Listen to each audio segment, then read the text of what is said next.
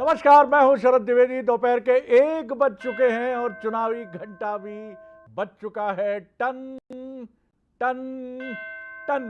और अब आपको सियासी अपडेट देने का वक्त हो चुका है। आने वाले 1 घंटे बंसल न्यूज पर सिर्फ चुनाव से जुड़ी हर खबर आपको मध्य प्रदेश छत्तीसगढ़ की देखने के लिए मिलेगी।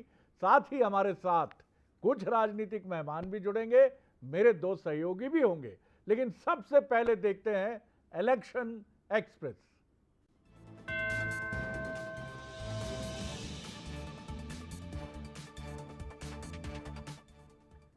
रायपुर में अमित शाह का स्वागत। राजनांदगांव पहुंचे हैं शाह। प्रदेश अध्यक्ष अरुण साव भी हैं मौजूद। पूर्व मुख्यमंत्री डॉक्टर रमन सिंह के नामांकन में होंगे शामिल।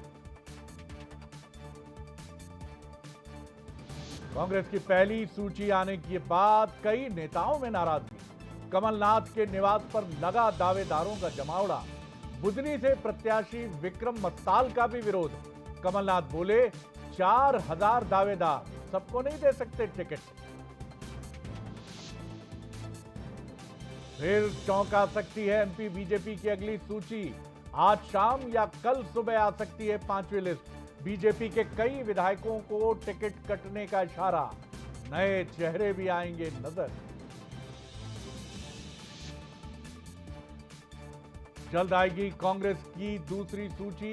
एमपी के 86 नामों को एक साथ किया जाएगा जारी। 12 से ज्यादा विधायकों के टिकट कटने के आसार। और कांग्रेस छोड़ने के फर्जी पत्र वायरल होने पर बोले दिग्विजय, आखिरी सांस तक कांग्रेस में रहूंगा। कांग्रेस से इस्तीफा देने की खबर झूठी।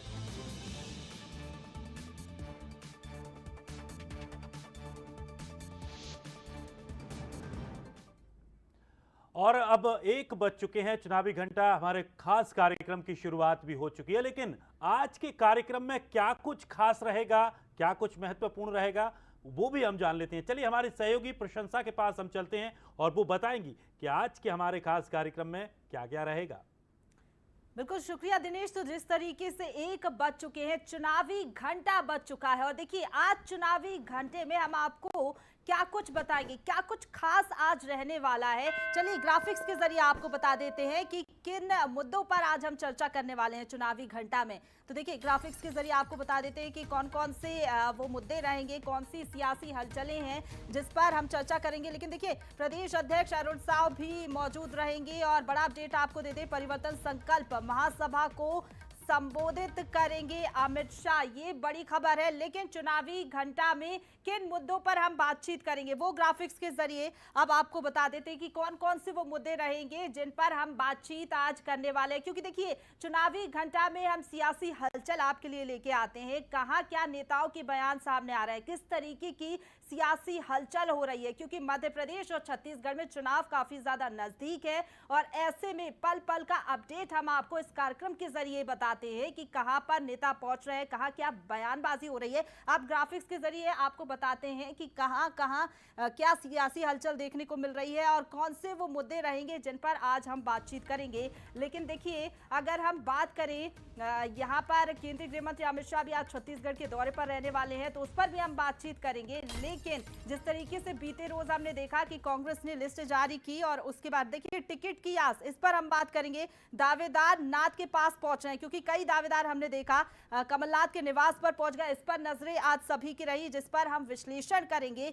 सबसे छोटा मतदान केंद्र कौन सा, वो सबसे छोटा मतदान केंद्र है, इस पर भी हम बातचीत करेंगे चुनावी घंटा में। और इसके साथ ही और भी कई मुद्दे हैं जिन पर हम बातचीत करेंगे। टिकट के लिए कुछ भी करेगा, यानी कि कांग्रेस ने जो टिकट बंटवारा किया है उसमें जीत के लिए कांग्रेस ने एड़ी चोटी का जोर लगाया है और टिकट के लिए कुछ भी करेगा। किस तरीके से कांग्रेस रणनीति तैयार कर रही है, इस पर बातचीत के लिए सीधा रुख करेंगे नेक्स्ट स्टूडियो का। हमारे साथ न्यूज़ हेड शरद द्विवेदी जी जुड़े हुए हैं। बहुत शुक्रिया प्रशंसा। तो हम देख रहे हैं कि कहीं दावेदारों का जमावड़ा है कि मैं क्या गलती किया सर, मेरे को काय को छोड़ते सर, मेरे को मौका देने का ना सर, मैं अभी युवा है ना सर, मैं काम किया है सर। ये तमाम चीजों से कमलनाथ जूझ रहे हैं। आज पहुंचे हैं, उनका कहना भी है कि 4000 से ज्यादा दावेदार हैं, मैं भी किस किस को टिकट दूंगा सर, 4000 से ज्यादा लोग हैं सर। तो ये प्रॉब्लम है चुनाव के बाद की, और निश्चित तौर पर ये चुनौती चलेगी। और कई चेहरे पहुंचे हैं कमलनाथ से मिलने, पीसी शर्मा भी पहुंचे हैं जिनका नाम अभी प्रतीक्षित सूची में है। चलिए, तो राजनांदगांव दिनेश हमें ले जाने वाले हैं। बिल्कुल, चलिए सर, इस वक्त की एक सबसे पहले बड़ी अपडेट बता देते हैं। आज राजनांदगांव में केंद्रीय मंत्री अमित शाह पहुंच चुके हैं। उनके साथ में प्रदेश अध्यक्ष अरुण साव भी मौजूद हैं। आपको बता दें कि आज अमित शाह परिवर्तन संकल्प महासभा को संबोधित करने जा रहे हैं और रमन सिंह के नॉमिनेशन में शामिल होंगे। आपको बता दें कि राजनांदगांव जिले की जो 4 विधानसभा सीटें हैं, वो चारों प्रत्याशी आज नॉमिनेशन करने जा रहे हैं। उसके लिए केंद्रीय गृह मंत्री अमित शाह वहां पहुंचे हैं और इस कार्यक्रम को बीजेपी के शक्ति प्रदर्शन के तौर पर भी देखा जा रहा है। तो सबसे बड़ी अपडेट, ये तस्वीरें आप देखिए, उनके स्वागत के लिए वहां तमाम जो बीजेपी के वरिष्ठ नेता हैं वो पहुंच रहे हैं। केंद्रीय गृह मंत्री अमित शाह का स्वागत वहां पर किया जा रहा है। और अब केंद्रीय गृह मंत्री अमित शाह पहले रायपुर पहुंचे, रायपुर से अब राजनांदगांव पहुंच चुके हैं। कुछ ही देर में एक सभा को संबोधित करेंगे और सभा संबोधन के बाद जो चारों प्रत्याशी हैं वो अपना अपना नॉमिनेशन करेंगे। बिल्कुल, और हम देख रहे हैं कि किस तरह से तमाम जो प्रक्रिया होती है, अमित शाह उतरे हैं। और कई बार मैं सोचता भी हूं कि जब अमित शाह, जिनका इंटरव्यू हमने 2018 में किया था, मैं देखता हूं कि वो फूल वगैरह लेने की औपचारिकता में बहुत ज़्यादा उलझते नहीं हैं। आप यहाँ भी देखेंगे, एक बार फिर तस्वीरों पे गौर कीजिएगा, उनको पुष्प गुच्छ अर्पित कर रहे हैं। तो बड़े, मैं ये नहीं कहूँगा अनमने मन से, लेकिन उनका मन नहीं है। कोई एक नेता उनको किताब देते हैं तो वो जरूर ठिठकते हैं और उस किताब को गौर से देखते हैं। तो कई बार ये प्रक्रिया होती है कि अमित शाह जी को ये सब पसंद नहीं है। ये चीज़ मानी जाती है कि पुष्प गुच्छ देना, वो इसको समय की बर्बादी मानते हैं। उनका जिस तरह से सर उनका एक्शन रहता है, वो सिर्फ काम पर भरोसा करते हैं कि काम पहले है, स्वागत तो हम बाद में भी कर सकते हैं। यहाँ देखिएगा आप, मैं टीम से रिक्वेस्ट करूंगा कि अगर हम इसको दिखाते पूरा, तो जिस तरह से उनको किताब मिलती, मैं एक बार गुजारिश करूंगा आपसे कि एक बार फिर उस विजुअल की तरफ चलिए जब अमित शाह जी को पुष्प गुच्छ से उनका स्वागत हो रहा है। आप देखिएगा, देखिए ये चीजें भी चुनाव के समय ध्यान रखने की। ये देखिए किताब पर कैसा ठिठके हैं वो, ये देख रहे हैं किताब। ये पहली बार अरुण साव जी ने उनको दुशाला उड़ाया और ये गुलदस्ता दिया, और उसके बाद वो रुक करते हैं। इन सब के प्रति आप देखेंगे कि उसको एक औपचारिकता की तरह लिया। ये पहला फूल, ये दूसरा फूल, सामान्य रूप से किताब पे ठिठके। तो ये भी ध्यान रखने की चीज है कि आप अपने नेता के मन के भाव को क्या समझते हैं कि नहीं समझते। चलिए, जो मेहमान हमारे साथ हैं उनकी तरफ मैं रुक करता हूं। मध्य प्रदेश से हमारे साथ हैं नेहा बग्गा, युवा नेता हैं, प्रवक्ता हैं बीजेपी की। संभावनाएं हैं भविष्य के लिए बहुत। जितेंद्र मिश्रा जी हैं, वरिष्ठ नेता हैं, प्रवक्ता हैं, वो भी बेहद संभावनाशील हैं। दोनों का बहुत स्वागत। छत्तीसगढ़ से हमारे साथ हैं के एस चौहान साहब हैं, प्रवक्ता हैं बीजेपी के, संभावनाशील। और रवि ग्वालानी साहब हैं, प्रवक्ता हैं कांग्रेस के। सबसे पहले छत्तीसगढ़, एक रिएक्शन, क्विक रिएक्शन। के एस चौहान साहब, अमित शाह जी से जब हमारी बात हुई थी तो हमने जब उनके व्यक्तिगत जीवन के बारे में एक सवाल किया, 2018 का इंटरव्यू था, तो उन्होंने कहा कि इन सब में मैं नहीं ज़्यादा जाना चाहूँगा, निजी चीज़ें कुछ नहीं होती हमारे लिए, आगे बढ़िए। और पुष्प गुच्छ लेना, औपचारिकता, बहुत लंबी गेस्ट सूची, इन सब में वो उलझते नहीं हैं। इसीलिए भाजपा के रणनीतिकार या चाणक्य कहे जाते हैं। क्विक रिएक्शन आपका चौहान साहब। जी जी। शरद जी, ये बहुत बड़ी बात है कि कोई अपने जीवन में पार्षद बन जाए या विधायक बन जाए या कोई और जनप्रतिनिधि बन जाए, लेकिन ये और भी बड़ी बात होती है जब पॉलिटिकली बैकग्राउंड ना हो और अमित शाह जी जैसा कद प्राप्त करें। जी। आज जनप्रतिनिधि होने से ज्यादा वो एक संगठनकर्ता और अपनी विचारधारा के लिए कटिबद्ध, अपनी विचारधारा को आगे बढ़ाने के लिए, ये उनके दिमाग में रहता है। और हम चुनाव हारे या जीते या कोई भी परिणाम आए, अगले दिन से ही अमित शाह जी और हमारी पूरी टीम उस अगले जो हमारे काम है उसमें लग जाती है। इसी वजह से औपचारिकता नाम की कोई चीज नहीं है और क्लियर कट है, जो भी चीजें हैं क्लियर कट हैं। और यही एक नेता का नेता में झलकना भी चाहिए, जो कि वो अंदर है वही बाहर है, और जो उनके वक्तव्य में और जो उनके भाषण में हमारे को सुनाई देता है, सभी चीजें बिल्कुल जो जी जी क्लियर होती है वो सामने दिखनी चाहिए। बिल्कुल बिल्कुल आपने जी। सही कहा। और नेता का एक दूसरा पक्ष भी होता है। जब मैं अमित शाह जी के इंटरव्यू के लिए तैयारी कर रहा था तो दिल्ली में उनके करीबी एक नेता से जब मेरी बात हुई तो उन्होंने कहा गुलजार की शायरी पढ़ने के बहुत शौकीन हैं, लेकिन कोई नहीं जानता क्योंकि इन पक्षों पर वो बात ही नहीं करते। नेहा, मैं आपकी तरफ आ रहा हूँ। मोदी साहब कविताएं लिखते हैं, कम लोग जानते हैं। उनका एक काव्य संग्रह भी प्रकाशित हुआ है और ये भी कम लोग जानते हैं कि गुजरात के मुख्यमंत्री रहते एक बार जो भी मनस्थिति रही हो वो अपनी डायरी के पन्ने फाड़ फाड़ के जला रहे थे। तो उनके उन्हीं के नामधारी एक मित्र आए और उन्होंने वो डायरी उनसे ले ली और कहा कि नहीं नहीं ये मत करिए, और वही कविता की शक्ल में बदली। और अभी तो गरबा पर उनका एक गीत भी आया है, मैं रिएक्शन लूँगा। लेकिन अभी हमारे साथी गौरव हमें मिल रहे हैं राजनांदगांव से, तो चलिए एक बार फिर राजनांदगांव चलते हैं। गौरव, क्या तस्वीरें हम देख पा रहे हैं आपके जरिए इस समय राजनांदगांव से और क्या अपडेट है? जी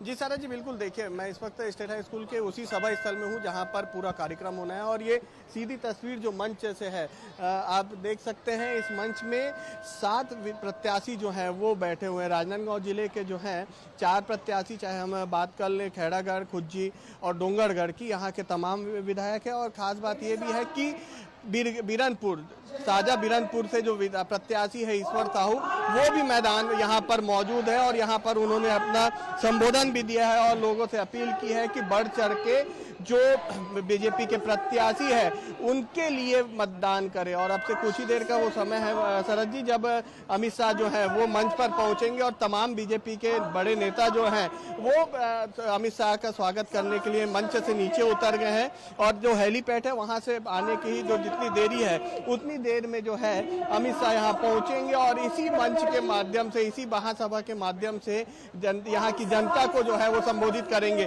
खास बात यह है कि इस पूरे जो सभा है उसका नाम परिवर्तन संकल्प महासभा दिया गया है। तो इसी से अंदाजा लगाया जा सकता है कि जो परिवर्तन की बात बीजेपी करते नजर आ रही थी, उसी परिवर्तन को लेकर यहाँ कल परिवर्तन संकल्प महासभा का नाम दिया है। भीड़ की यदि हम बात करें शरद जी, तो भीड़ भी यहाँ पर काफी है।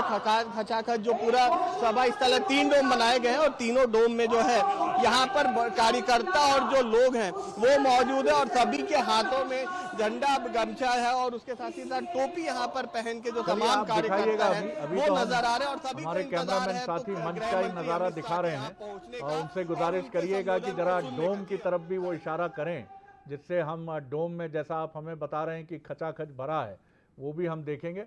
फिलहाल मैं लौटूंगा कुछ देर बाद आपकी तरफ, जब तक डोम का नज़ारा कैद करवा लीजिएगा कैमरे में।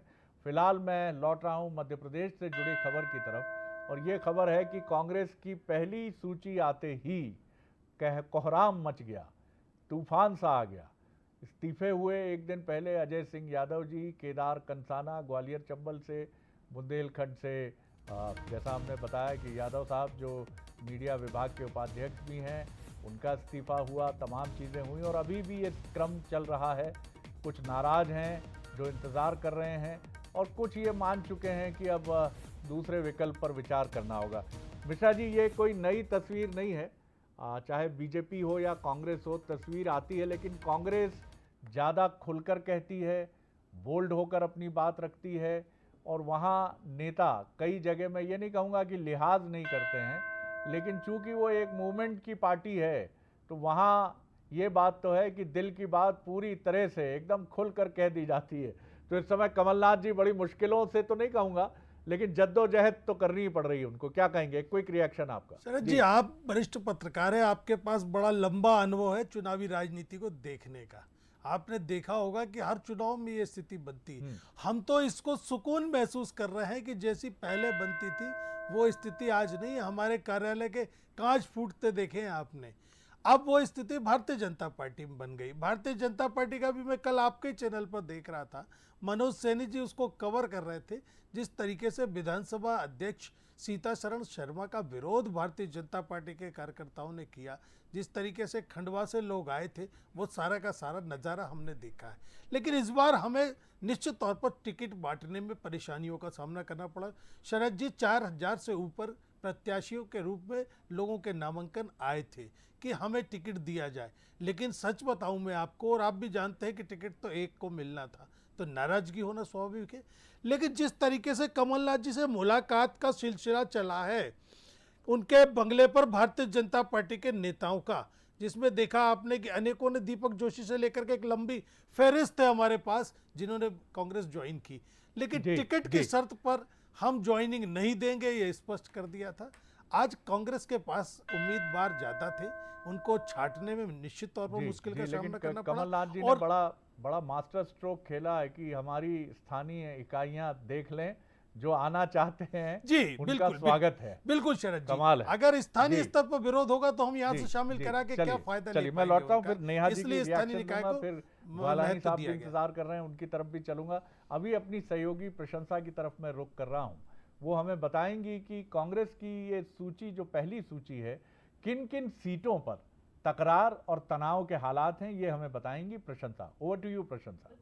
शरद जी, तो जिस तरीके से मध्य प्रदेश और छत्तीसगढ़ में कांग्रेस ने अपनी पहली सूची तो जारी कर दी है, लेकिन कई सीटें ऐसी हैं जहां पर विरोध के सुर हमें देखने को मिल रहा है। चलिए अब ग्राफिक्स के जरिए आपको बता देते हैं कौन सी हैं वो सीटें जहां पर विरोध देखने को मिल रहा है, क्योंकि कई सीटें ऐसी हैं। देखिए नरियावली ये वो सीट है जहां पर विरोध देखने को मिल रहा है। खरगापुर अजय यादव ने पीसीसी डेलीगेट के पद से इस्तीफा दे दिया, और दतिया पर भी विरोध देखने को मिल रहा है। अवधेश नायक को यहाँ से प्रत्याशी बनाया है, तो यहाँ पर भी विरोध के सुर तेज हो गए हैं। बुधनी में विक्रम मस्ताल को टिकट मिलने के बाद जो कार्यकर्ता है वो भोपाल पहुंच गए। सुवासरा भी वो सीट है जहां पर विरोध देखने को मिल रहा है। इंदौर 4 से राजा मानवानी के विरोध में कार्यकर्ता मुखर नजर आ रहे हैं। उज्जैन उत्तर की बात की जाए तो यहां पर भी जो है विरोध देखने को मिल रहा है। ग्वालियर ग्रामीण भी वो सीट है जहां पर विरोध हमें देखने को मिल रहा है। महाराजपुर नीरज दीक्षित के खिलाफ अजय तिवारी चुनाव लड़ेंगे, इस बात का ऐलान कर दिया है। धर्मपुर यहां पर भी हमें विरोध देखने को मिल रहा है। आलौट भी वो सीट है जहां पर विरोध देखने को मिल रहा है, क्योंकि कई ऐसी सीटें हैं। देखिए बिजावर चरण सिंह यादव के विरोध में राजेश शर्मा का इस्तीफा देखने को मिला है, तो नरियावली भी वो सीट है। तो देखिए अब ये सीटें हमने आपको बता दी कि जहां पर विरोध देखने को मिल रहा है कार्यकर्ताओं का। अब वापस से मैं शरद जी का रुख करना चाहूंगी, वो विश्लेषण करेंगे कि आखिरकार विरोध क्यों हो रहा है, और अगर विरोध हो रहा है तो कैसे इससे पार्टी निपटेगी। ओवर टू यू शरद जी। बिल्कुल प्रशंसा, और कारण वही है कि साहब हम भी तो योग्य हैं, हमसे का भूल हुई जो ये सजा हमका मिली। ये हर व्यक्ति को लगता है, और कई बार माफ़ कीजिएगा आरोप भी लगते हैं कि आप विक्टिम कार्ड खेलते हैं। लेकिन आदमी 5 साल जब मेहनत करता है और उसे लगता है कि वो भी योग्य है, उसे भी टिकट मिलना चाहिए, तो उसके मन की पीड़ा को भी समझना चाहिए। लेकिन टिकट देना इस बार मध्य प्रदेश में बहुत महत्वपूर्ण बात है कि कड़ी टक्कर के बीच में दोनों पार्टियां गहन सर्वे, छवि और जीतने की संभावना, इसको ध्यान रखकर टिकट दे रही हैं। और यही वजह है कि वैसा तूफान बीजेपी और कांग्रेस में नहीं उमड़ा है जैसा तूफान पहले उमड़ा करता था जब नेताओं की चलती थी। कांग्रेस में जिनको हम क्षत्रप कहते हैं और बीजेपी में ताकतवर नेता कहते हैं। तो ये महत्वपूर्ण बात है। एक क्विक रिएक्शन नेहा बग्गा जी का मैं ज़रूर लेना चाहूँगा इस पर। नेहा, आपके यहाँ भी सूचियाँ जब आईं तो विरोध के स्वर मुखर हुए, इस्तीफे के स्वर भी मुखर हुए, पार्टी बदलने की आवाज़ें भी सामने आईं, लेकिन बीजेपी एक कार्डर बेस्ड पार्टी है। ये सही बात है कि आपके यहाँ कभी वैसा मंजर हमने नहीं देखा जैसा बीते चुनाव में, इस बार नहीं अभी तक देखा है, लेकिन बीते चुनाव में कांच टूटते, नारेबाजी करते, पोस्टर जलाते हुए, नेताओं के विरुद्ध अपशब्द बोलते हुए जो हमने मंजर देखे हैं वो नहीं देखे। लेकिन चिंता की बात आपके यहाँ है, क्योंकि आपके यहाँ अगर इतना भी हो जाता है तो इसको भी बहुत माना जाता है। जी शरद जी, देखिए भारतीय जनता पार्टी के कार्यकर्ताओं की इस प्रकार की कभी भी कोई भूमिका नहीं रही है। राजनीति में है तो एक महत्वाकांक्षा होती है, चुनाव लड़ने की इच्छा होती है, पर जिस प्रकार का चूतम बाजार, जिस प्रकार से खींचतान, और कल से हम देख रहे हैं कि 144 की सूची क्या आई है कांग्रेस पार्टी की, 144 ही लग गया है कांग्रेस पार्टी के अंदर। कोई भी ऐसी कॉन्स्टिट्यूएंसी नहीं है जहां से इस्तीफे नहीं आ रहे, जहां पर पुतला दहन नहीं हो रहा, जहां पर नारे नहीं लग रहे। नागौद में तो जो पूर्व विधायक हैं उन्होंने ये तक कह दिया कि कमलनाथ जी को मैं मजा चखाऊंगा। सुरेश राजे जी का विरोध हो रहा है, इंदौर क्रमांक 4 से विरोध हो रहा है और तमाम सारी जो कॉन्स्टिट्यूएंसीज हैं उसमें हम देख रहे हैं। इसका कारण बहुत स्पष्ट है शरद जी, कि जिन लोगों ने कांग्रेस पार्टी के लिए दरी बिछाई, जिन कार्यकर्ताओं ने कांग्रेस पार्टी का झंडा उठाया, जो अथक प्रयास करते रहे, अंत में सूची में क्या निकला? जो महिला अपराध वाले हैं उनको प्रत्याशी बना दिया, उनको अलंकृत किया, उनको पुरस्कृत किया। दूसरी ओर जो भ्रष्टाचारी हैं उनको आगे बढ़ाने का काम कांग्रेस पार्टी कमलनाथ जी ने किया है। और तीसरे कौन से हैं? परिवारवाद वाले। आप देखिए कि अलीराजपुर को ही आप देखेंगे तो जोबट में वहां पर जो है एक तरफ जीजा हैं, एक तरफ देवर हैं तो दूसरी तरफ भाभी हैं। दिग्विजय सिंह जी के तो पूरे परिवार को टिकट दे दिया, उनका बेटा सुपुत्र उसमें है, उनके भाई लक्ष्मण सिंह उसमें हैं, उनके भांजे उसमें हैं, उनके रिश्तेदार उसमें हैं। तीसरी तरफ आप देखेंगे तो गोविंद सिंह जी की भी यही लड़ाई थी कि उन्हें किस प्रकार से टिकट मिले, उनके पुत्र को किस तरीके से मिले, उनके भतीजे को किस प्रकार से मिले। तो कांग्रेस पार्टी जो उसका मूल आचरण है उससे कहना है कि परिवारवाद में उलझ गई है कांग्रेस। चलिए देखते हैं, ग्वालानी साहब थोड़ा सा इंतजार और कर लीजिए, फिर मैं आपकी रिएक्शन लेता हूं। अमित शाह जी राजनांदगांव में मंच पर आ चुके हैं, तो एक तस्वीर और देख लेते हैं वहां की। जी गौरव जी, जी जी, ये देखिए आप जी, ये सीधी तस्वीरें राजनांदगांव की हैं, जहां आज एक बड़ा कार्यक्रम बीजेपी करने जा रही है। और बताया गया कि जो राजनांदगांव जिले के जो 4 विधानसभा सीटें हैं वहां पर जिन प्रत्याशियों का ऐलान किया गया है वो आज सभी नॉमिनेशन जमा करने जा रहे हैं। लेकिन इसके अलावा भी जो आसपास की और विधानसभाएं हैं वहां से भी प्रत्याशी पहुंचे हैं। तो लगभग 8 प्रत्याशी इस सभा में मौजूद हैं, इस मंच पर मौजूद हैं, जो आज अपना नामांकन भरेंगे। लेकिन सबसे बड़ी बात, ये कार्यक्रम बड़ा क्यों है? ये कार्यक्रम बड़ा इसीलिए है क्योंकि इस जो प्रत्याशी हैं इनको नामांकन कराने के लिए खुद केंद्रीय गृह मंत्री अमित शाह यहां पर पहुंचे हैं। और ये एक खास करके जो बीजेपी के कार्यकर्ता रहेंगे या जो प्रत्याशी रहेंगे उसमें एक नई ऊर्जा मिलेगी कि खुद केंद्रीय गृह मंत्री जब उनका नॉमिनेशन कराने के लिए वहां पहुंच रहे हैं तो स्वाभाविक तौर पर एक बड़ा कार्यक्रम ये अपने आप में बन जाता है। हालांकि राजनांदगांव में ये एक स्कूल का ग्राउंड है जहां पर आज एक सभा को संबोधन किया जाएगा और इस सभा संबोधन के बाद सभी जो प्रत्याशी हैं वो नामांकन के लिए पहुंचेंगे। ये सीधी तस्वीरें राजनांदगांव से आप देख रहे हैं।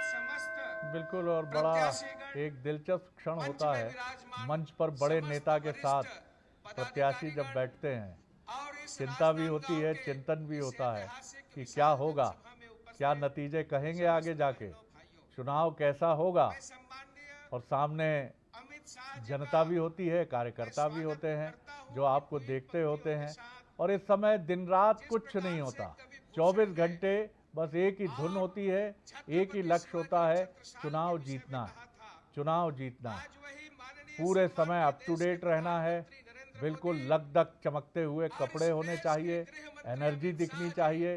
दिन रात न सुबह उठने का कोई समय, न रात को सोने का कोई समय, बस चरय वेती चरय वेती। एक क्विक रिएक्शन ग्वालानी साहब आपका, यहाँ cutting across the party line, दलगत भावना से ऊपर उठकर, क्योंकि आप और चौहान साहब भी खूब चमक रहे हैं और यहाँ हमारे मिश्रा जी और नेहा ये भी पूरी तरह अप टू डेट हैं, एकदम बिल्कुल ड्रेस कोड परफेक्ट, तमाम चीज़ें। लेकिन इसके पीछे का सच भी थोड़ा सा लोगों को पता होना चाहिए कि इस चमकते दमकते सच के पीछे कितनी ताकत लगती है। जी ग्वालानी साहब। देखिए सर, मैं ये कहना चाहूंगा कि छत्तीसगढ़ में आज विकास की नई परिभाषा भूपेश बघेल जी ने बताई है। आज उन्होंने बताया है कि विकास जनता का होना चाहिए, विकास कंक्रीट के जंगल का नहीं होना चाहिए। उसी के अनुरूप हमारी पहली लिस्ट आई है और अगर आप लिस्ट देखेंगे तो बहुत ही बेहतरीन कैंडिडेट्स कांग्रेस पार्टी ने दिए हैं। और जैसा कि आप भी कह रहे थे कि दावेदार बहुत है, यही खासियत है कांग्रेस पार्टी की कि हमारे पार्टी में हर व्यक्ति जो है वो विधायक बनने का दावेदार है। हमारे साथ ऐसी फौज जुड़ी हुई है। लेकिन आप भी जानते हैं कि चुनना तो किसी एक ही को होता है एक सीट के लिए, तो उसी के अनुरूप एक बहुत बेहतरीन पहली लिस्ट आई है। और जितने भी हमारे बाकी लोग हैं वो सब के सब हमारी इस लिस्ट में जितने नाम है, माननीय मुख्यमंत्री जी का नाम है, माननीय उप मुख्यमंत्री जी हैं, माननीय मंत्री जी हैं, कई विधायक हैं, कई नए चेहरे हैं, सबके साथ हमारे सारे कार्यकर्ता लगेंगे। और जो विकास की गंगा पिछले 5 वर्षों में बही है उसको और आगे बढ़ाने का काम हमारे आने वाली टीम करेगी। और आप देखते जाइएगा कि वो किसान हो, खेतीहर मजदूर हो, युवा हो, नई पीढ़ी हो, जो हमारे नए उभरते चेहरे हैं, जो भविष्य है, जिनके लिए हमने इंग्लिश मीडियम स्कूल की स्थापना की है, सब एक नया छत्तीसगढ़, जो हम कह रहे थे कि गढ़बो नवा छत्तीसगढ़, अब हम कहेंगे गढ़ घे नया छत्तीसगढ़। नया छत्तीसगढ़ यही है जो हम 5 साल में दिखाए हैं और इसी को आगे हम अनुरूप में लेकर के ग्वालानी साहब लौटता हूं। बड़ी जोशीली तकरीर थी आपकी, चौहान साहब भी मुस्कुरा रहे थे। मैं ये नहीं कहूँगा कि वो किसी व्यंग में मुस्कुरा रहे थे, वो भी सोच रहे थे कि मेरा मित्र बड़ी अच्छी तैयारी करके आया है, और राजनीति में ये भाव होना ही चाहिए। दिनेश, अब हम बढ़ते हैं मध्य प्रदेश की एक इम्पॉर्टेंट खबर की तरफ, जो मध्य प्रदेश की नहीं है, छत्तीसगढ़ की भी है। बिल्कुल। खबर ये है कि कांग्रेस के 2 टिकट बटे हैं मध्य प्रदेश और छत्तीसगढ़ में। इसमें राहुल गांधी की एक बड़ी पकड़ साफ तौर पर सामने आई है, और ये पकड़ ये है कि राहुल गांधी ये चाहते थे कि कांग्रेस क्षत्रप कल्चर से बाहर निकले, यानी जो नेताओं की 15 टिकट इनके, 25 टिकट उनके, 10 टिकट इनके, 5 टिकट इनके, मध्य प्रदेश छत्तीसगढ़ में ये उन्होंने इसको ब्रेक करने में काफ़ी हद तक इस चुनाव में 2023 के दोनों राज्यों में सफलता हासिल की है। मध्य प्रदेश और छत्तीसगढ़ का एक सीनियर कांग्रेस लीडर हमसे ऑफ द रिकॉर्ड बातचीत में कह रहे थे कि इस चुनाव में कोई भी मध्य प्रदेश छत्तीसगढ़ का ये नेता दावा नहीं कर सकता कि उसकी चली है। हाँ, या उसने ये कहा हो कि 5 टिकट मेरे तरफ से हैं। बिल्कुल। और यही वजह रही है, खासकर यही वजह रही कि इस बार जो टिकट घोषित हुए, उन टिकटों के बाद जगह जगह जो एक नेताओं का एक जमावड़ा, एक गुटबाजी जो देखने को मिलती थी, वो नहीं मिली है। सभी प्रत्याशी पहुंच रहे हैं, कमलनाथ के पास पहुंच रहे हैं, दिग्विजय सिंह के पास अलग से कोई नहीं पहुंच रहा, या सुरेश पचौरी के पास कोई अलग से नहीं पहुंच रहा, कोई अलग अलग नहीं पहुंच रहा है, सिर्फ कमलनाथ के पास पहुंच रहे हैं। उसकी वजह यही है कि एक निर्णय लिया गया है। अच्छा, एक लिस्ट 5 लक्ष्य है क्या? जरा उसको भी हम समझ लेते हैं। हमारी सहयोगी प्रशंसा हमारे साथ मौजूद है। प्रशंसा, बताइए जरा, क्या है ये एक लिस्ट और 5 लक्ष्य? बिल्कुल शुक्रिया दिनेश। तो चलिए दर्शकों को बता देते हैं एक लिस्ट 5 लक्ष्य आखिरकार है क्या। ग्राफिक्स के जरिए आपको समझाते हैं ताकि आपको अच्छे से समझ आए कि आखिरकार लिस्ट में एक लिस्ट और 5 लक्ष्य क्या है। हाई कमान की पकड़ मजबूत इस लिस्ट में दिखी है। दूसरा ये कि संगठन को इसमें मजबूत किया गया, क्योंकि जो लिस्ट सामने आई है उससे यही नजर आता है गुटबाजी की बीमारी खत्म, जो कि सबसे बड़ी कमजोरी कहा जाता था कांग्रेस की। चौथा ये देखिए कि क्षत्रप परंपरा को इस बार कांग्रेस पार्टी ने अपनी लिस्ट में तोड़ा है। पांचवा ये कि सर्वे के बहाने जीत का फॉर्मूला तलाश रही है कांग्रेस। और ये 5 लक्ष्य हमने आपको बता दिए। ओवर टू यू शरद जी। बिल्कुल, देखिए 5 लक्ष्य साफ तौर पर रखे गए हैं, जैसा हमने बहुत स्पष्ट तौर पर बताया कि इस बार किसी भी नेता की, जो दिनेश ने बहुत इंपॉर्टेंट पॉइंट रेज किया कि सब जा रहे हैं कमलनाथ जी के पास, कोई अपने अपने तथाकथित आकाओं या रहनुमाओं के पास नहीं जा रहा है कि भैया हमारा टिकट का क्या हुआ। कमलनाथ ही हैं सिंगल विंडो शुरू से, और कमलनाथ ही रहेंगे सिंगल विंडो अंत तक। तो ये बड़ा इम्पॉर्टेंट एक पॉइंट है। राहुल गांधी की पकड़ बनी है। गुटबाजी को काफ़ी हद तक समाप्त करने में कांग्रेस को इस पहली सूची के सामने आने के बाद जो रिएक्शन है, हालांकि लोग नाराज़ और क्षुब्ध नज़र आए हैं, लेकिन वो बहुत स्वाभाविक प्रक्रिया है। उसमें कोई बहुत ऐसा मसला नहीं है जिस मसले को लेकर आप ये कह सकें। और यही चुनौती बीजेपी के सामने भी है, क्योंकि बीजेपी ने भी इस बार ये मैसेज दिया है कि स्थानीय नेताओं से अधिक इस बार केंद्रीय नेतृत्व जो है बीजेपी का, उसकी पसंद चली है। और यही वजह है कि नरेंद्र सिंह तोमर जी भी मैदान में हैं, केंद्रीय मंत्री प्रहलाद पटेल भी मैदान में है, जनरल सेक्रेटरी राष्ट्रीय कैलाश जी विजयवर्गीय जी भी मैदान में हैं, और राकेश सिंह जो पूर्व प्रदेश बीजेपी के अध्यक्ष रहे हैं वो भी मैदान में हैं। और आगे 5वीं सूची में न जाने और कौन महत्वपूर्ण लोग हों। तो ये दिनेश बड़ी इंपॉर्टेंट बात है कि हम ये देख रहे हैं कि दोनों ही पार्टियों ने इस बार केंद्रीय स्तर पर जो पकड़, यहाँ पर एक सवाल जो निकल कर सामने आ रहा है कि कांग्रेस ने कोशिश इस बार की है कि वो एक संगठन को, हालांकि लंबे जो पिछले जो 2-3 चुनाव हुए हैं, संगठन को लेकर सवाल उठे हैं कि संगठन में कहीं ना कहीं मजबूती नहीं है, इसकी वजह से नेता नहीं टिक पा रहे हैं, कार्यकर्ताओं की नहीं सुनी जा रही है। संगठन पर फोकस करने का काम कांग्रेस ने कर लिया, लेकिन क्या बीजेपी की तरह वो अनुशासन भी आ पाएगा?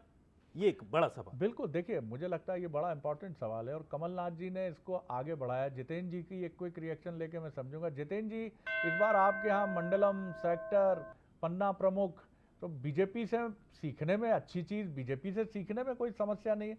और कमलनाथ जी तो बारंबार कहते हैं कि हमारी लड़ाई बीजेपी से नहीं है, बीजेपी के मजबूत संगठन से है। तो संगठन को अगर अपने भीतर कुछ लाने की कोशिश की जा रही है तो इसमें क्या हर्ज है, क्या कहेंगे जी? शरद जी, निश्चित तौर पर हमारा आखिरी कार्यकर्ता ब्लॉक अध्यक्ष होता था, हमारा एक पॉइंट जो होता था ब्लॉक अध्यक्ष होता था।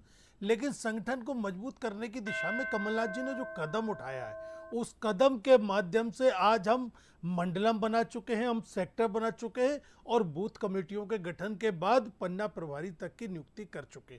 तो कांग्रेस निचले स्तर पर गई संगठन को मजबूत करने के लिए। और ये जो आप लड़ाई बता रहे थे, ये जो आप विरोध बता रहे थे, ये निश्चित उसी का परिणाम है कि हमने तय किया था कि इस बार जो टिकट बटेंगे वो सर्वे के आधार पर बटेंगे, इस बार जो टिकट बटेंगे वो जनता के साथ संवाद करने के बाद बटेंगे। और वही परिणाम हुआ कि आज हमारे यहाँ आपने देखा किसी तरह की बड़ी कोई विरोध नहीं हुआ, क्योंकि जो भी आता है विरोध की बात करता है, उसके सामने वो 11 इनपुट और 5 सर्वे रख दिए जाते हैं कि बताइए इसमें आप कहाँ। ये तो मानेंगे कि इसका एक बड़ा कारण पिछले चुनाव की लड़ाई भी है जो इस चुनाव तक चली आई है। 2018 में आप दोनों के बीच में, जैसे हम कहते हैं ना कि ओलंपिक या एशियाड में एक फोटो फिनिश होती है कि कोई एक खिलाड़ी दूसरे से फोटो फिनिश के आधार पर विजयी होता है, तो आपकी जो जीत थी वो फोटो फिनिश थी। बीजेपी कहाँ रुकी थी? आप 5 सीट पीछे थी आपसे, वोटिंग परसेंटेज ज्यादा था उसका, सरकार आपकी बनी, लेकिन बहुमत की सरकार नहीं थी। और यही वजह है कि इस बार आप दोनों फूक फूक कर कदम रख रहे हैं और एक एक प्रत्याशी पर सर्वे, क्योंकि एक एक सीट अहम है, तो श्रेय तो उस कड़ी लड़ाई को ही जाएगा। शरद जी, उस चुनाव के बाद 2018 के चुनाव के बाद भी आपने देखा हम संगठन की मजबूती की दिशा में काम करते रहे, चाहे घर घर चलो अभियान हो, हाथ से हाथ जोड़ो हो, गांधी चौपालें लगाई हो हमने। उसका परिणाम यह हुआ कि जो स्थानीय निकाय के चुनाव थे, एक भी महापौर कांग्रेस के पास नहीं होता था। शरद जी, 5-5 महापौर अगर मिले तो निश्चित तौर पर जनता आज भी हमारे साथ खड़ी हुई है। जी नेहा, एक क्विक रिएक्शन आपका। Neha, quick reaction. शरद जी, मुझे लगता है मैं थोड़ा सा डिसएग्री करती हूँ कि परिवारवाद नहीं चला या सर्वे के आधार पर कांग्रेस पार्टी ने टिकट दिया, क्योंकि सर्वे के आधार की बात करते करते सर्व करने वालों को कांग्रेस पार्टी भूल गई। मैंने पूर्व में भी कहा कि दिग्विजय सिंह जी के सुपुत्र जयवर्धन सिंह इसमें हैं, राहुल गांधी जी की क्या चली मुझे नहीं पता, पर दिग्विजय सिंह जी की जरूर चली। उनके भाई साहब लक्ष्मण सिंह जी इसमें हैं, प्रियव्रत सिंह इसमें हैं, उनके भांजे इसमें हैं, उनके करीबी इसमें हैं। उसी प्रकार से मैंने आपको बताया कि अली राजपुर और जोबट में देवर और भाभी इसमें हैं, गोविंद सिंह जी के परिवार से 4-4 लोग इस सूची में हैं। तो बहुत स्पष्ट दिखाई दे रहा है कि कांग्रेस का जो मूल है, कांग्रेस उससे कभी नहीं हट सकती शरद जी। और मुझे तो अफसोस है कि जो हम पूर्व में सुना करते थे कि जो क्रिमिनलाइजेशन है, जो ये जिस प्रकार से कांग्रेस जब सत्ता में आती थी तो इस प्रकार के जो लोग थे उनको प्राथमिकता दी जाती थी, फिर से इस सूची में वही है। 84 के दंगे वाले कमलनाथ जी इसमें शामिल हैं, सज्जन सिंह वर्मा जो महिलाओं को कहते हैं कि बच्चा पैदा करने की मशीन वो है, कपिध्वज सिंह जिन पर 75 प्रकरण दर्ज हैं वो इसमें है, जो इनामी गुंडे हैं वो बड़ी खबर मिल रही है। लेकिन मैं ये अपेक्षा रखूंगा कि हम अब आरोप प्रत्यारोप से हटें, अब चुनाव के समर में आ गए हैं, अब आप अपनी ताकत की बात करें। आप दोनों, ऐसी अपेक्षा जनता भी आपसे रखती है। बहुत हो गया, चुनाव के पहले ये मंजर बहुत हो गया। एक बड़ी खबर मिल रही है, बीजेपी के नेता गौतम पटेल बगावती तेवर के साथ सामने आए हैं और उन्होंने, ये बीजेपी के नेता है गौतम पटेल, और उन्होंने बगावती तेवर के साथ कांग्रेस का हाथ थामा है। गाडरवारा से कर रहे थे टिकट की दावेदारी, जबकि गाडरवारा से बीजेपी ने सांसद उदय प्रताप जी को दिया है टिकट। सुनिए। खासतौर से उदय प्रताप सिंह जो सांसद हैं उनको उम्मीदवार बनाया है, ताकि वो क्षेत्र के भी नहीं है। लगातार कार्यकर्ताओं में नाराजगी, बहुत की नाराजगी थी, वो क्षेत्र के भी नहीं है। और आज तक उन्होंने 15 साल के कार्यक्रम 15 साल के कार्यकाल में कोई कार्य नहीं किया है। एक भी ऐसा उनका कोई काम नहीं है जो गांव में दिखा सके। कितने लोगों के साथ आप पहुंचे? जिला पंचायत को सदस्य भी है, कोई सरपंच भी है? बहुत सारे सरपंच है, गिने चुने सरपंच ही अब भारतीय जनता पार्टी में बच्चे हैं और आने वाले समय में एक भी सरपंच भारतीय जनता पार्टी का नहीं है, सभी कांग्रेस में शामिल होंगे। विधायक सुनीता पटेल वहां से हैं, लेकिन अभी तक वो टिकट होल्ड है, तो क्या उम्मीद की जाए आने वाले समय गौतम पटेल कांग्रेस से उम्मीदवार हो सकते हैं? टिकट का विषय पार्टी का रहता है, टिकट का अभी कोई विषय ऐसा नहीं है, सब लोग कांग्रेस का साथ देने के लिए तैयार है। भारतीय जनता पार्टी जिस तरीके का संगठन का था, लेकिन अब वैसा नहीं रहा, शायद यही कारण है कि नाराजगी खुलकर आ रही है। ये भी बड़ा विचित्र मंजर रहता है। आप देख रहे हैं कि कार्यक्रम कार्यकाल शब्द मिस कर रहे थे और कार्यकाल की जगह कार्यक्रम समझ में आ रहा था। दिमाग में बहुत सारी बातें चल रही थी, क्या होगा भविष्य, कैमरे के साथ, आईडी के साथ रिपोर्टर्स घेरे हुए हैं, क्या कहेंगे पटेल साहब, क्या नाराजगी थी, क्या लग रहा था। नेहा जी, एक क्विक रिएक्शन। बड़ा मुश्किल सफर है, बड़ा मुश्किल सफर है जी। नेहा जी। नहीं शरद जी, देखिए मैंने आपसे पूर्व में भी कहा कि जब भारतीय जनता पार्टी की एक नहीं, दो नहीं, तीन नहीं, चार सूचियां आ गई हैं, आपने कहीं पर पुतले जलते हुए देखे क्या? आपने इस प्रकार के विरोध या इस प्रकार के जो एक पूरी कतार लग गई है इस्तीफों की कांग्रेस पार्टी के अंदर, क्या वो भारतीय जनता पार्टी में दिखती है? भारतीय जनता पार्टी के प्रत्येक कार्यकर्ता का लक्ष्य एक ही है कि किस प्रकार से सर्वसमावेशी समाज को लेकर विकास की यात्रा को पूर्ण करना है, मध्य प्रदेश की जनता को जो है विकास के रथ पर सवार लेकर चलना है। दूसरी महत्वपूर्ण बात यह है कि जो मैं पूर्व में कह रही थी कि जो राजनीति में अपराधीकरण की चर्चाएं कांग्रेस के समय में होती थी, आज भी वो इस सूची में दिखाई दे रही है। आप देखिए कि हेमंत कटारे जिनके ऊपर रेप का प्रकरण है, बैजनाथ कुशवाहा के ऊपर अपनी ही भाभी का हत्या का प्रकरण है।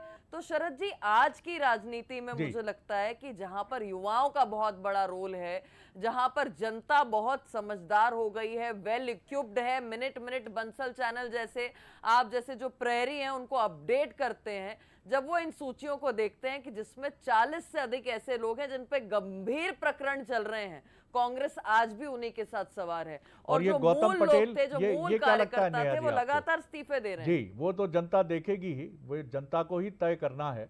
गौतम पटेल जी का प्रकरण आप कैसे देखती हैं? गाडरवारा में चुनौती, उदय प्रताप जी मैदान में हैं और ये खम ठोक रहे हैं कांग्रेस के साथ। अब शरद जी, चुनाव के समय लोग आते हैं और चाहते हैं, और ये टू वे सिस्टम है, दोनों पार्टियों का यही हाल है। क्योंकि अगर मैं छाया मिश्रा के बारे में पूछूंगी, नीलम मिश्रा के बारे में पूछूंगी, मोना सुस्तानी के बारे में पूछूंगी कि जो भारतीय जनता पार्टी में आ गए कांग्रेस से हाल ही में, तो ये एक प्रक्रिया है जो चलती है। नेहा जी, आपने इतनी खूबसूरत बात कही कि मुझे बड़ा सुंदर गीत याद आ गया। आदमी मुसाफिर है, आता है जाता है।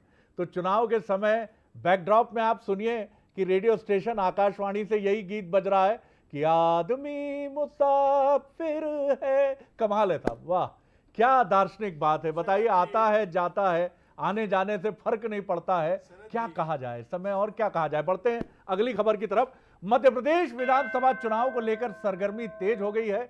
मध्य प्रदेश के मुख्यमंत्री शिवराज सिंह चौहान अपनी पारंपरिक सीट बुदनी से मैदान में उतरे हैं। कांग्रेस ने बड़ा दांव खेला है। शिवराज सिंह चौहान जी के खिलाफ एक्टर हनुमान जी विक्रम मस्ताल को चुनाव मैदान में उतारा है। टेलीविजन शो रामायण में एक निजी टेलीविजन चैनल पर प्रसारित हुआ था, उसमें विक्रम मस्ताल हनुमान जी की भूमिका निभाई थी। इस साल जुलाई माह में विक्रम मस्ताल कांग्रेस में शामिल हुए। पार्टी ने उन पर भरोसा जताया। कर्नाटक का उदाहरण लिया है। बुदनी सीट से मुख्यमंत्री शिवराज सिंह चौहान के खिलाफ ताल ठोकेंगे। हालांकि उनका विरोध भी हो रहा है। विक्रम मस्ताल बुदनी के सलकनपुर के ही रहने वाले हैं। सीहोर जिले में आने वाली बुदनी राज्य की सबसे वीआईपी और चर्चित सीट में से एक है। इस सीट पर लंबे वक्त से बीजेपी का कब्जा है और मुख्यमंत्री 5 बार इस सीट से विधायक हैं। और इधर विक्रम मस्ताल को टिकट देने के बाद विरोध के सुर भी तेज हो गए हैं। इस सीट से सुरेश चंद्र शेठी दावेदारी जता रहे थे। उन्होंने राजधानी पहुंचकर बाहरी उम्मीदवारों को टिकट देने का विरोध भी किया है। तो देखते हैं कर्नाटक के हनुमान, काफी वहां हनुमान का मुद्दा चला था दिनेश। फिल्म की दुनिया में डायलॉग बड़े बदल जाते हैं। कई बार ऐसा भी होने लगता है कि जो डायलॉग कहीं से बोला जाने चाहिए वो कहीं और से बोला जाने लगता है, और दोनों कहने लगते हैं कि असली हनुमान जी हम हैं और लंका तो आपकी है हुजूर, हम आपकी लंका को जलाने के लिए आए हैं। अब साहब, नवरात्रि चल रही है और दशहरा नजदीक है, तो रामलीला तो होगी ना सर, और रामलीला दोनों तरफ से होगी सर। इधर से भी होगी और इधर से भी होगी, और दोनों दावा करेंगे कि हम हैं रामचंद्र जी के सेवक। लेकिन रामचंद्र जी के सेवक को चुनती कौन है सर? चुनती है जनता। एक क्विक रिएक्शन पहले छत्तीसगढ़ से ले लेते हैं, क्योंकि जनता ही चुनती है। चौहान साहब, दावेदारी दोनों तरफ से होती है कि असली राम हनुमान तो हम हैं, और दूसरी तरफ से भी कहते हैं अब राम बीजेपी के हैं तो हनुमान जी पर दावा कांग्रेस का हो गया है। चलिए चलने दीजिए, राजनीति है। क्या कहेंगे, क्विक रिएक्शन आपका जी। शरद जी, भारतीय जनता पार्टी और कांग्रेस में सबसे बड़ा मूल अंतर क्या है जी? कि भारतीय जनता पार्टी राम के लिए, राम के उद्देश्यों के लिए, राम के काम के लिए राजनीति करती है और या राजनीति को अपनाया है। लेकिन कांग्रेस ने राजनीति के लिए, राजनीति में स्थापित होने के लिए राम को अपनाया है। ये दोनों में मूल अंतर है, क्योंकि राम इनके लिए सिर्फ और सिर्फ एक माध्यम है अपनी राजनीति में स्थापित होने के लिए जी। लेकिन हमारे लिए राजनीति सिर्फ और सिर्फ ये माध्यम है कि हम राम का काम कर सके। ग्वालानी साहब, दार्शनिक व्याख्या की है चौहान साहब ने। जी जी शरद जी, मैं ये कहना चाहूंगा, इनकी बड़ी बड़ी बातें तो मुझे समझ में नहीं आती है। मैं आसान शब्दों में कहूंगा, हम भगवान राम के सेवक हैं। हम भगवान राम को भांचे के रूप में जानते हैं। मां कौशल्या की नगरी है छत्तीसगढ़। माननीय मुख्यमंत्री जी ने एक सेवक के रूप में भगवान राम जहां जहां छत्तीसगढ़ से गए, उनके पद चिन्हों को वहां मंदिर बनाने का काम किया है। जहां जहां से उनके चरण गुजरे, वहां पर उन्होंने उस जगह को जीर्णोद्धार करने का काम किया है। भगवान राम के सेवक हैं हम लोग। हम भगवान राम की राजनीति नहीं करते, हम भगवान राम के नाम से वोट नहीं मांगते। हम तो सेवक हैं। आज चंदपुरी की बात होती है, आज प्रधानमंत्री जी छत्तीसगढ़ आते हैं तो वो चलिए 15 वर्षों में बीजेपी वालों ने कभी नहीं कहा कि मां कौशल्या की नगरी है छत्तीसगढ़। छत्तीसगढ़ को दक्षिण कौशल के नाम से जाना जाता है। आज उसको देश में पहुंचाने का काम किया है। तो भगवान राम के सेवक, राम भी सबके हैं और हनुमान भी सबके हैं। वो जितने बीजेपी के हैं उतने ही कांग्रेस के हैं, और जितने कांग्रेस के हैं उतने ही बीजेपी के हैं। कम से कम यहाँ तो कोई बंटवारा हो नहीं सकता, क्योंकि ये प्रभु हैं और समदृष्टि रखते हैं, और समदृष्टि से कहते हैं कि रवि जी आप भी मेरे प्रिय हैं, और चौहान साहब और मिश्रा जी और नेहा जी आप भी मेरे हृदय के बहुत समीप है, और शरद जी आप भी दूर नहीं है। क्यों दिनेश जी? बिल्कुल बिल्कुल सर। और इसी बीच एक बड़ी खबर भी बता देते हैं। एक और बड़ी खबर आ रही है कि मध्य प्रदेश बीजेपी की जो अगली सूची है वो एक बार फिर से चौंका सकती है।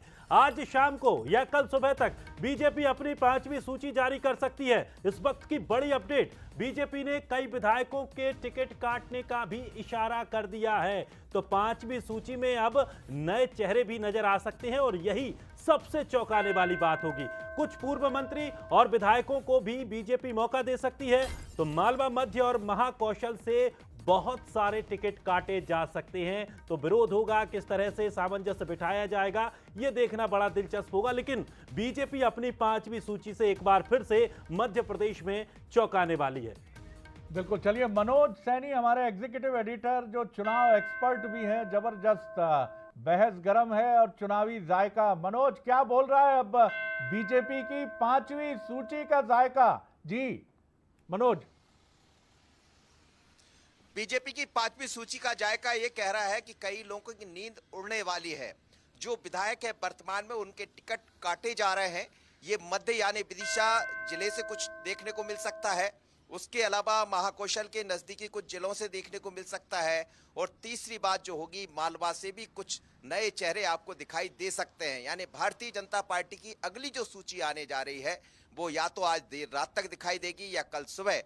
लेकिन ये चौंकाएगी ये वाली सूची शरद जी। जैसा पिछली बार भी 7 सांसदों को मौका दे दिया था, उसी तरह इसमें भी कुछ पुराने विधायक जो पूर्व में विधायक रहे, मंत्री रहे हैं, उनको मौका देने जा रही भारतीय जनता पार्टी। कुछ नए चेहरों को मौका मिल सकता है। कुल मिलाकर 50 से 55 नाम इस सूची में दिखाई दे सकते हैं। आपको फिर देख रहा हूं मैं एक सफर पर, मुसाफिर हूं यारों, न घर है न ठिकाना, कॉन्स्टिट्यूंसी दर कॉन्स्टिट्यूंसी कवर करते जाना है और जनता को दिखाते जाना है। तो चलिए मित्र, आगे बढ़िए, संकल्पवान होकर सीधे चलते हैं राजनांदगांव। अमित शाह जी पहुंच गए हैं मंच पर, देखिए क्या कह रहे हैं।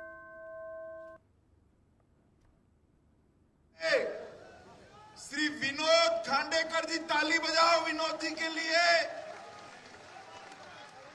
खुजी से बहन गीता साहू, ताली बजाइए गीता जी के लिए। अरे महिलाओं जरा जोर से ताली बजाओ। खैरागढ़ से श्री विक्रांत सिंह जी, मानपुर से श्री संजय शाह जी। संजीव भाई हाथ ऊपर करो। और अंतिम परिचय मैं कराना चाहता हूं, ये भूपेश बघेल सरकार ने तुष्टीकरण के लिए, वोट बैंक की राजनीति के लिए छत्तीसगढ़ के बेटे भुवनेश्वर को लिंचिंग कराकर मार दिया। भुवनेश्वर साहू को भारतीय जनता पार्टी ने तय किया है कि हम भुवनेश्वर साहू के हत्यारों को उनके अंजाम तक पहुंचाएंगे और इसके प्रतीक के रूप में उनके पिताजी श्री ईश्वर साहू को हमने चुनाव के मैदान में उतारा। मैं आप सभी से अनुरोध करूंगा, भाई भुवनेश्वर साहू की शहादत के लिए जोर से दोनों हाथ उठाकर भारत माता की जय का जयकारा लगाएंगे। बोले भारत माता की, भारत माता की, वंदे वंदे वंदे। मित्रों, आज राजनांदगांव में हमारे सारे प्रत्याशियों के नामांकन की रैली में एक विशाल जन समूह मेरे सामने है। आपका उत्साह देखकर मैं स्पष्टता से आज भरोसा लेकर जा रहा हूं। मोदी जी को भी शाम को बताऊंगा कि 3 दिसंबर में कमल खिलने वाला है, कमल खिलने। इस मंच पर उपस्थित हमारे प्रदेश अध्यक्ष और सांसद भाई अरुण साहू जी, हमारे नेता पूर्व मुख्यमंत्री और यहां से हमारे प्रत्याशी राजनांदगांव के डॉक्टर रमन सिंह जी, बहन सरोज पांडे जी, पूर्व सांसद अशोक शर्मा जी, भूपेंद्र सवन्नी जी, श्री मधुसूदन यादव जी, श्री रविंद्र राय, पूर्व अध्यक्ष झारखंड के, श्री संतोष अग्रवाल जी, श्री अभिषेक सिंह जी, श्री अवधेश चंदेल जी, श्री प्रदीप गांधी जी, श्री रमेश पटेल जी, और आज मेरे साथ जो हमारे सातों सात प्रत्याशी उपस्थित है, जिनको आपको विधायक बनाकर भेजना है, वो सभी प्रत्याशियों को मैं हृदय से, मेरी ओर से और करोड़ों भाजपा के कार्यकर्ताओं की ओर से बहुत बहुत शुभकामनाएं देना चाहता हूं। माताओं, भाइयों, बहनों, डॉक्टर रमन सिंह जी ने ठीक से बात रखा है, मुझे ज्यादा कहने की जरूरत नहीं। मगर मैं छत्तीसगढ़ वासियों को चुनाव की घोषणा के बाद पहली बार रैली हो रहा है, मैं छत्तीसगढ़ वासियों को याद कराने आया हूं। इस छत्तीसगढ़ को हमारे प्रिय प्रधानमंत्री अटल बिहारी वाजपेयी जी ने बनाने का काम किया। कांग्रेसियों के शासन के अंदर पुराना मध्य प्रदेश और छत्तीसगढ़ बीमारू राज्य बनकर खड़ा। छत्तीसगढ़ को अटल जी ने बनाया और जब हमारी सरकार बनी, डॉक्टर रमन सिंह इसके मुख्यमंत्री बने, 15 साल में ये बीमारू राज्य को विकसित राज्य बनाने का काम डॉक्टर रमन सिंह। छत्तीसगढ़ के अंदर 15 साल में ये राजनांदगांव, और चाहे छत्तीसगढ़ के पिछड़ा वर्ग बहुल क्षेत्र हो, दलित भाई जहां रहते हो वो क्षेत्र हो, दुर्ग और भिलाई के कॉस्मोपॉलिटन इलाके हो, या जहां मेरे आदिवासी भाई बहन रहते हो वो क्षेत्र हो, हर क्षेत्र को संपूर्ण विकसित करने का काम भारतीय जनता पार्टी की सरकार ने किया। यहां की छत्तीसगढ़ी भाषा को राज्य की भाषा का दर्जा देने का काम भारतीय जनता पार्टी ने किया। किसानों को 14% ब्याज से मुक्त कराने का काम, जोर से ताली बजाइएगा, हमारी रमन सिंह सरकार ने। मित्रों, सबसे पीडीएस की व्यवस्था सबसे अच्छी देश भर में कहीं पर लागू हुई तो मेरे और आपके इस छत्तीसगढ़ में हुई, और रमन सिंह को चावल वाला बाबा कहकर पुकारा है। ट्राइबल, ओबीसी और दलित को अपने अधिकार देने का काम किया, और छत्तीसगढ़ को हमने विकसित राज्य बनाने के लिए ढेर सारे कदम उठाए।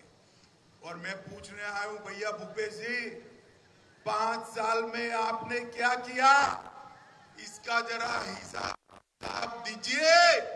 मुझे मालूम है हिसाब देने का आपका स्वभाव नहीं है, आप विकास का हिसाब किताब नहीं करते हो, बेचारे काम और राजा साहब से हिसाब किताब करने में पड़े हो, आप विकास का हिसाब नहीं कर सकते हो। मित्रों, आने वाला चुनाव लौटेंगे फिर। अमित शाह जी निरंतर बोल रहे हैं और उनका भाषण कुछ समय और चलेगा। 2 महत्वपूर्ण बिंदु उन्होंने उठाए हैं। एक तो गुटीय संघर्ष में जिन भुवनेश्वर साहू जी की मृत्यु हुई थी, उनको शहादत का नाम देते हुए आरोप लगाया है राज्य सरकार पर कि ये कहीं ना कहीं आरोप ये है, गंभीर आरोप है कि राज्य सरकार की कोताही की वजह से ऐसा हुआ, और उनके पिता को इसीलिए प्रत्याशी बनाया है। एक ये बड़ा मसला। दूसरा, डॉक्टर रमन सिंह की तारीफ और चाउर वाले बाबा की उनकी छवि को फिर याद करना, क्या ये बताता है कि रमन सिंह जी फिर छत्तीसगढ़ की बीजेपी की राजनीति में केंद्र में है? बड़ा सवाल है, वक्त बताएगा। चलिए एक और बड़ी ब्रेकिंग की तरफ हम चलते हैं, और कमलनाथ जी ने ये सवाल खड़ा करने की कोशिश की है कि मध्य प्रदेश में बीजेपी के सीएम फेस को लेकर कमलनाथ जी ने सवाल खड़ा किया है, और उनका ये कहना है कि आखिर शिवराज सिंह चौहान को खुले तौर पर बीजेपी क्यों ये नहीं कहती है कि वो मुख्यमंत्री का चेहरा हैं, और कहीं कोई इसमें चुनौती या कठिनाई नहीं है।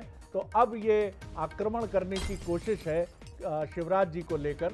हालांकि वो घोषित तौर पर एक चेहरा है, बीजेपी के तमाम बड़े नेता ये बात कहते हैं, लेकिन कांग्रेस इस मुद्दे को तूल देने की कोशिश कर रही है, इसे उछालने की कोशिश कर रही है कि शिवराज सिंह चौहान का नाम कथित रूप से बड़े नेता जब मध्य प्रदेश आते हैं तो नहीं लेते हैं। हालांकि इसके पहले प्राइम मिनिस्टर कह चुके हैं, और जब भी है मध्य प्रदेश सरकार की बात होती है तो शिवराज जी का नाम कैसे अलग किया जा सकता है, लेकिन फिर भी कांग्रेस इसे बड़ा मुद्दा बना रही है। और अब कमलनाथ जी का सीधा अटैक है कि आखिर क्या कहा है कमलनाथ जी ने, आइए सुन भी लेते हैं।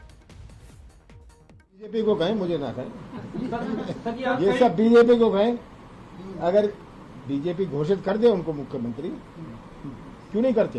सर 144 में मैं तो पूछ रहा हूँ, साफ प्रश्न है, बीजेपी शिवराज सिंह जी को मुख्यमंत्री क्यों नहीं घोषित करते? क्यों इसमें शर्मा रहे हैं या पछता रहे हैं? तो ये कमलनाथ जी का हमला है। हालांकि बीजेपी के नेता ये कहते रहे हैं, दिग्गज नेता भी कहते रहे कि मुख्यमंत्री ही चेहरा हैं, लेकिन कांग्रेस इसको मुद्दा बना रही है और कह रही है कि बड़े नेता जब भी मध्य प्रदेश आते हैं तो सीएम का नाम नहीं लेते हैं, उनका आरोप है। हम अपने गेस्ट को, मेहमानों को, भोपाल से जितेंद्र मिश्रा जी को और नेहा जी को धन्यवाद करते हैं, क्योंकि अमित शाह जी का भाषण हम चलता रहेगा और हम सुनेंगे उसको। धन्यवाद करता हूं ग्वालानी साहब का छत्तीसगढ़ से, चौहान साहब का। सभी ने बहुत संयम से और धैर्य से अपनी बात रखी है और राजनीति के उस उज्जवल पक्ष को सामने रखा है जो बहुत ज़रूरी है। आप चारों मेहमानों का, चौहान साहब धन्यवाद। और हम फिर सीधे चलते हैं राजनांदगांव, जहां अमित शाह जी अपना चुनावी भाषण, डॉक्टर रमन सिंह पूर्व मुख्यमंत्री मध्य प्रदेश और राजनांदगांव जिले के 4 प्रत्याशियों की मौजूदगी में अपना भाषण जारी रखे हुए।